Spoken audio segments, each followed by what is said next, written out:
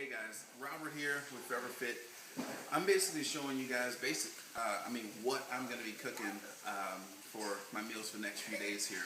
So, a couple things. First thing you want to remember is that whenever you're going to be changing up your food, especially if you want to go a little bit healthy, a little bit cleaner, you want to try to keep your food a little bit exciting, a little bit fun, but on the same token, we want to pay attention to budget, okay? So, here's Malachi. So one of the things that I found out was that, at the market, a lot of times they have different things on sale. I mean, of course, when it comes to basically anything fresh, it doesn't make a huge difference as to if you're going to get, fingerling potatoes, or you're going to get new potatoes, or baby red potatoes, what have you. But I'll show you guys what I got this time. So they had the bag of the fingerling potatoes on sale, okay? Something a little bit different, a little bit cool. And then also we got like the new potatoes or the baby potatoes. Couple things to remember. All right, so when it comes to the new potatoes, one of the things that makes them really good is, first of all, with our new potatoes, since they are still very new, okay, they're not fully grown yet. When they're in that baby state, you're going to actually end up with more nutrients that you're going to get from that potato. Versus if we go with a full-grown red potato, we're actually going to get a little bit less nutrients per calorie. So whenever you can, go with the baby reds, go with the new potatoes, things like that. Go with the fingerlings. Try to get different colors, like the purple fingerlings, things like that. The flavor's still going to be as good, but remember, with every color, you're going to get different nutrients. Okay. So little insider info. Whenever you go with your potatoes, the way how I'm going to do them is actually I'm gonna start off by actually getting these guys boiled up, okay? I don't know if the steam is going to actually be covering this a little bit, but I boil these guys up, I cut them in half, all right? Reason for that is that when you actually take them to the next stage, we actually take them to the next stage, which is going to be baking them in the oven, all right? Before we do that, we're gonna toss them all together with some grapeseed oil and some dried herbs. You're going to end up with a potato that, first off, you're going to make sure it's fully cooked through, all right, so you won't have to bake it in the oven so long that it actually dries out the potato. Not only will you usually need more oil, but also when it comes to actually eating the potatoes, you're going to need more sauce, more things to dip it in. Much better for it to be pre-filled with a little bit of water, okay? That's going to give you some moisture. You're going to end up with a potato that, when you slice it and you bake it that way or roast it that way, it's going to be a little bit soft on the inside, okay, almost like a mashed potato. And then on the outside, we're going to end up with at least one side of it. The side of it that's cut is going to actually get a little bit crispy, okay? It's going to get nice and brown and crispy. So if you want a restaurant-style type of roasted potato, this is the way to do it. Don't just throw your potatoes into the oven, toss them in olive oil and herbs and whatnot. You want to parboil them first, okay? It's definitely worth the effort. It's going to end up being about the same cooking time, because instead of you cooking the potatoes for like an hour, we're going to parboil them for about 15, 20 minutes maybe, and then shoot them up in the oven for about 30 minutes. And then too, you want to take that step of cutting them in half. You're going to end up with a better potato. I'll show you in a little bit how that's going to end up looking. All right, right now, while we're here, I'm also wanting to show you guys one cool thing that I found at the market that they sell now.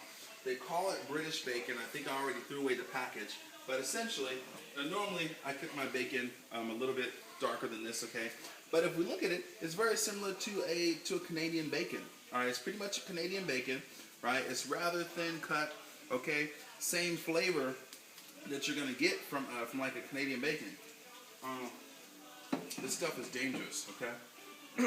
So anyway, one of the great things about it is this. If we look at it, less fat content, okay? We don't have that same kind of marbling that you normally do with the bacon. So as a result, when I'm cooking it,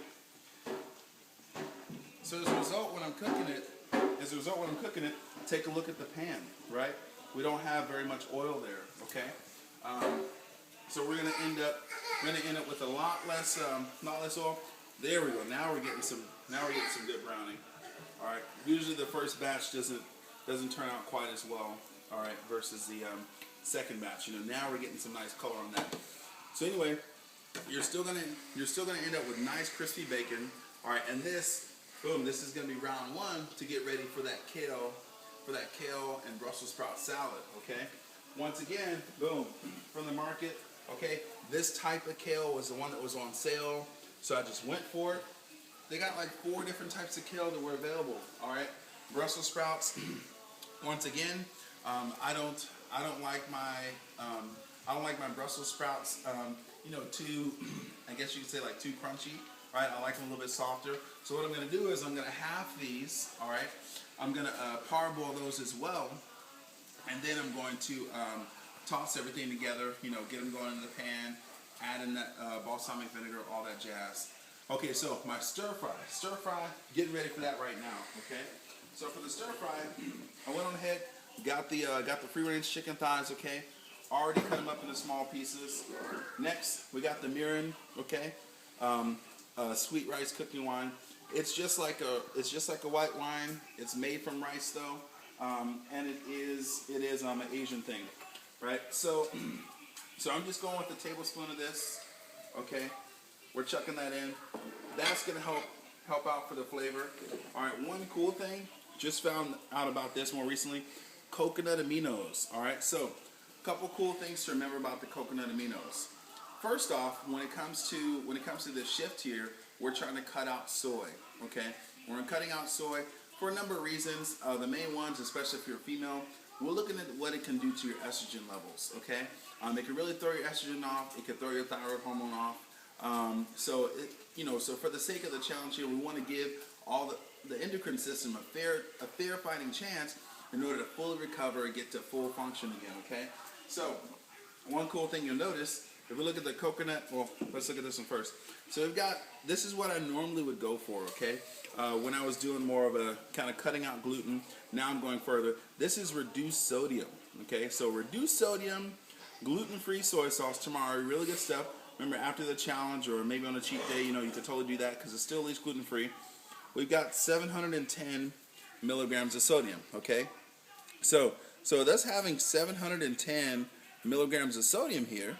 It's not too bad. Okay, we're looking at 1 tablespoon, 710. It's not going to really kill us. But when we look at the coconut aminos, I already did the taste test on it. Now, this is for 1 teaspoon. So if I remember correctly, I think that 1 teaspoon, I think that 1 tablespoon is about 3 teaspoons. So still, we're looking at less than half the amount of sodium. All right. So we're going to end up with less sodium. But one more thing too. When we look at the ingredients, it's still going to give us the initial things that we need, which is going to be something that is aged. Okay, something that is aged. It's going to give us that umami. Right, umami is something that it's in soy sauce. It's in your wines, things like that. It's that extra little bit of something that you can't really put a specific kind of flavor profile on it, like a certain amount of calories or anything like that, but it gives a certain depth of flavor that you can't really match with anything else. Okay, all right, so we're gonna go with that as well. Right, we've got a tablespoon of the coconut aminos. Now, heads up on this one.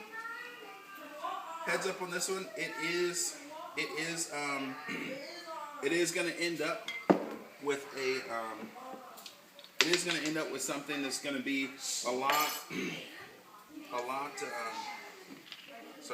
it is going to end up with a product that's going to give you a lot less sodium, okay? So a lot less sodium, that's going to be a good thing, especially overall. We're really looking at making sure, man, it's getting hot in the kitchen. We really want to make sure that we're not going overboard with the sodium intake as well, whenever we can. The coconut aminos, I started talking about this. Heads up, this bottle here, right? It's gonna last you a long time. It's just $7, okay? So since it's so new, since it is a process that is, a little bit more difficult than the soy making process, it is gonna be more expensive, but it's gonna last you a long time. All right? It's still gonna give you that salty, that kind of umami flavor. All right? But it's also gonna make for a great stir fry. Okay? Easy marinade. We got that going. Next little secret we got here. In order to cut out the corn and cut out the wheat, we're going with potato starch. Okay, so unmodified potato starch. So essentially, when we think about it, It's basically like we take potatoes.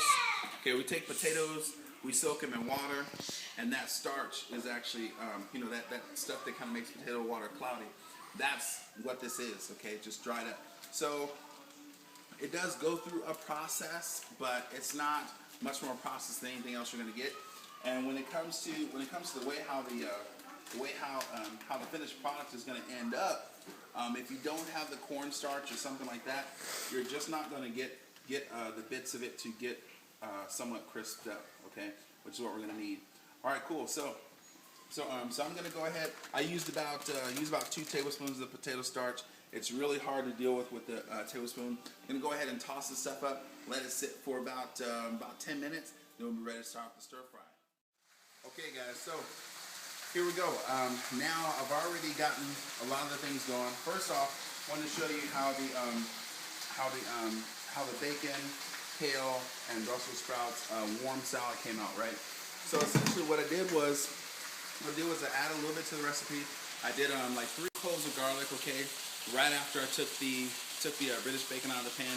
Also did half of a head of red onion, okay, chop that guy up. Let's see, one thing is I just want to add another layer of flavor, okay. After that, boom, you know, put everything together, toss it together. It actually tastes really good. This came out really good. I'm pretty stoked by that. Okay, good. Over here, we got the stir fry going, okay? So, one thing to remember, right? Keep it moving through. Getting the chicken nice and brown. Boom. Almost ready for the next stage, okay? And also, you know, if that's a little bit too difficult to constantly stir, just go with the flip. Right, boom. Keep it moving, okay? Probably the best tip that I can give you about stir fry, keep it really hot, keep the pan moving. You can't beat a wok because you can move the food really well, okay? I like to go ahead and cook the chicken first, all right, when the pan is nice and fresh, when it's its hottest. Make sure it's nice and brown, okay? It's kind of hard to overdo it, but once again, we're looking for a little bit of that crispiness, okay? Since we're doing this in a pan and we're not actually deep frying it and then tossing together, you want that crispy, nice little coating. Okay, the potato starch actually helped out with the coating and the browning. Remember, we only use a couple tablespoons of it, but once again, it's from potato, okay? It's not like an actual refined flour, that sort of thing. It's like potato water, all right? So a couple things to remember about that is that, boom, number one, pan's gotta be hot. As far as the oil goes, I went with the grapeseed oil. Main reason is because, look at that, it's a high heat oil, all right? 475 degrees. So when you're doing wok work, you probably don't actually want to go with a coconut oil. You want to go ahead and go with that grapeseed oil because that's going to make it so that your food doesn't actually hit that smoke point. Okay, once the oil hits that smoke point to where the oil is actually smoking, it actually becomes volatile. Okay, you're actually changing the composition of the oil. You're bringing that into your body. It's like bringing a toxin into your body. So something like a coconut oil, it's not going to handle that high of a heat. Go with your grapeseed oil, or you could go with the rice bran oil, something like that. But go ahead and look at the oils, make sure that it's high heat. Grapeseed oil, at least you're going to get some good benefits from it because, you know, it comes from grapeseed. So a lot of great antioxidant properties in that. All right, so boom, done with round one. Okay, these guys are already in the oven. I decided to go a different route with them. Instead of going with an Italian thing, I actually went with a rub. Okay, I actually got this at the market grocery store. You can go with any type of seasoning blend that you like. The reason why I went with the rub, and I also went with the rub that didn't have sugar added to it. Main ingredients is paprika, dried onion, things like that. Is that I actually wanted to give it kind of a southwestern flavor. All right, I wanted to make it so that I have a variance of different flavors that I'm actually going to be throwing, you know, throughout my meals. All right, I've got the Asian over here with the stir fry. Good, that's good to rock. Yeah, I got the Asian flavors over here with the stir fry. Okay, with the Brussels sprout dish, it's actually very close to the traditional French dish. All right, well we've got the Brussels sprouts, the you know, the cabbage or the kale, and also the bacon. All right, a nice warm, much like the warm bacon salad or the warm spinach salad. It's more like an even healthier twist on that one. Okay, Let's see here. So those guys are going in the oven. They're gonna brown up really nicely. And yeah, I'll probably show you potatoes and the stir fry when it's done.